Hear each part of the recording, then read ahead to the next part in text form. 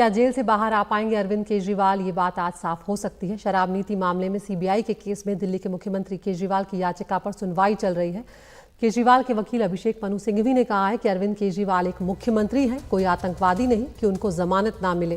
तारीखें इस बात को बयां कर रही हैं कि गिरफ्तारी की कोई ज़रूरत नहीं थी, ये केवल इंश्योरेंस अरेस्ट था। सिंघवी ने यह भी कहा कि अरविंद केजरीवाल की ब्लड शुगर 5 बार सोते हुए 50 के नीचे जा चुकी है।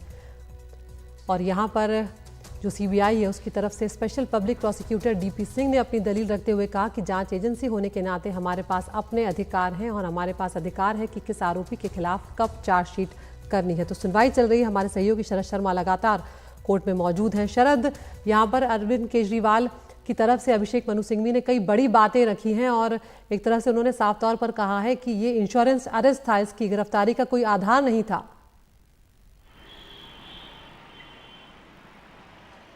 अरविंद केजरीवाल के वकील अभिषेक मनु सिंघवी की तरफ से जो दलील रखी गई है वो यही है कि अरविंद केजरीवाल को गिरफ्तार करने की कोई ज़रूरत नहीं थी, लेकिन सिर्फ उनको इसलिए गिरफ्तार किया सीबीआई ने कि कहीं ईडी के केस में उनको ज़मानत मिल जाएगी, वो बाहर ना आ जाएं, तो केवल इसलिए उनको अरेस्ट किया गया, वरना कोई ज़रूरत नहीं थी क्योंकि अरविंद केजरीवाल उससे पहले से ही जेल के अंदर थे। सीबीआई ने अरविंद केजरीवाल से पूछताछ पिछले साल 16 अप्रैल को की थी, तब से लेकर अब तक इस साल तक लगभग 1.25 साल का समय बीत गया।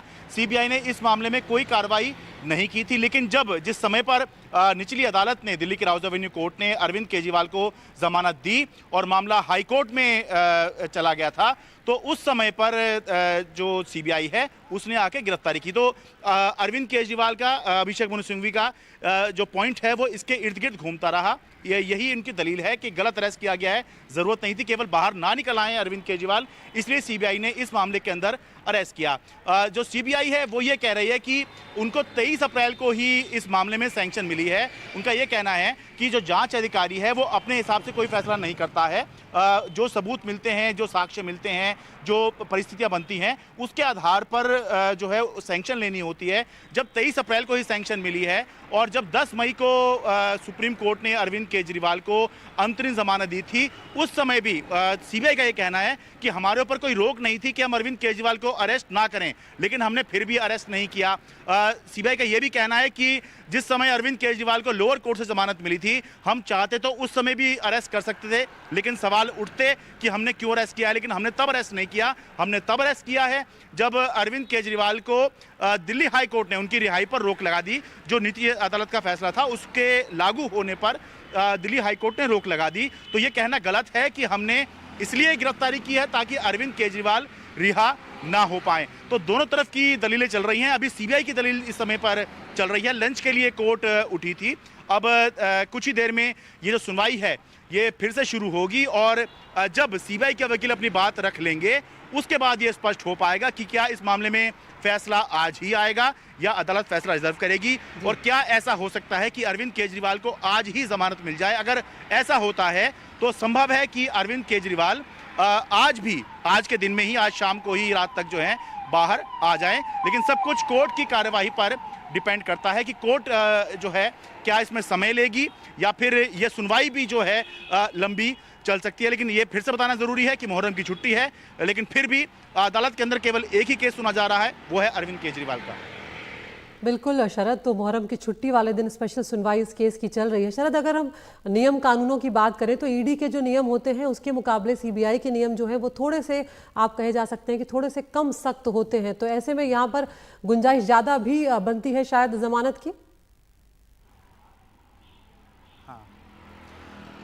देखिए, देश का क्रिमिनल जस्टिस सिस्टम जो है वो ये कहता है कि कोई भी आरोपी तब तक आरोपी है या निर्दोष है जब तक कि उसका दोष सिद्ध ना हो जाए। ये एक आम कानून है जो पूरा देश में माना जाता है। लेकिन जो पीएमएलए है जिसके तहत ईडी कार्रवाई करती है, उसके अंदर ये माना जाता है कि जब तक आप अपने आप को निर्दोष साबित नहीं कर देंगे तब तक आप दोषी हैं। तो इसीलिए ये जो बिल्कुल उलट कानून है पीएमएलए में, इसकी वजह से जो भी आरोपी इसके तहत गिरफ्तार होता है उसकी जमानत बहुत मुश्किल हो जाती है। आमतौर पे होता यह है कि जो सारी जिम्मेदारी है दोष सिद्ध करने की, वो जांच एजेंसी के ऊपर होती है कि सिद्ध करे कि हाँ इस आरोपी ने ये गुनाह किया है। लेकिन पीएमएलए के अंदर अपनी वो कितना बेगुनाह है ये सारी प्रूव करने की जिम्मेदारी जो है ये आरोपी के ऊपर ही आ जाती है। तो इसलिए भी ये बहुत मुश्किल होता है। और जो जमानत की शर्त है अदिति इसके अंदर, पीएमएलए के अंदर, वो ये है कि जब जज ये सेटिस्फाई होंगे कि आरोपी जो है वो पहली नजर में अपराध किया हुआ नहीं लग रहा है और आगे भी अपराध की संभावना नहीं है, तभी जो है इस मामले के अंदर जमानत दी जा सकती है। जबकि साधारण जो कानून है या सीबीआई के केस में आप बता रहे हैं काफी अहम ये सुनवाई चल रही है, छुट्टी के दिन चल रही है। आपके पास हम लौटेंगे कुछ ही देर में यहाँ पर, क्योंकि अब माना जा रहा है कि कुछ ही वक्त में ये साफ हो जाएगा कि क्या आज इस मामले में फैसला आ रहा है, और अगर फैसला आ रहा है तो क्या केजरीवाल को जमानत मिल रही है या नहीं। शुक्रिया शरद।